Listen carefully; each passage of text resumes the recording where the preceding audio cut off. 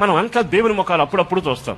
ఎప్పుడు అంటే ఇంట్లో పోరైనప్పుడు, కరువు ఎక్కువైనప్పుడు, రోగం ముదిరినప్పుడు, సమస్యలు ఎక్కువైనప్పుడు, నిందలన్నీ నెత్తి మీద ఊరేగినప్పుడు మనం ఎంతగా కన్నీళ్లతో ఆయన వైపు చూస్తూ ఉంటాం.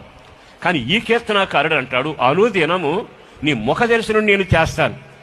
నువ్వు ఒక సేవకుడు అయితే, నీవు ఒక విశ్వాసి అయితే, యేసుక్రీస్తు రక్తం ద్వారా కడగబడిన వాడవైతే ప్రతిరోజు నీ ముఖం ఆయనకి కనబడాలి, ఆయన ముఖం మీరు చూడాలి. దేవునికి మహిమ కలుగునగాక. ఏ రోజైనా ఆయన ముఖం కనబడకపోతే ఇక మామూలుగా ఉండదు చరిత్ర. అందుకే దైవజనులందరూ ప్రార్థన చేసేవాడు, అయ్యా నీ ముఖం చూడాలని ఉందయ్యా, నీ ముఖం నేను చూడాలని కోరుకుంటున్నానయ్యా. ఎంతమంది కీర్తనలు రాశారు. దైవజనులు యేసయ్య గారి పాట ఉందిగా, నువ్వు కనబడకపోయినా మాట్లాడకపోయినా నా జీవితం జీవితమే కాదు, ఆ రోజు రోజే కాదు. అంటే ప్రతి క్రైస్తవుడికి దేవుడు ఇష్టపడే గొప్ప లక్షణం ఏమిటంటే నీవు ప్రతిరోజు ఆయన ముఖాన్ని చూడగలగాలి, ప్రతిరోజు ఆయన నీ ముఖం చూడగలగాలి. నేను ముఖ దర్శనం చేస్తాను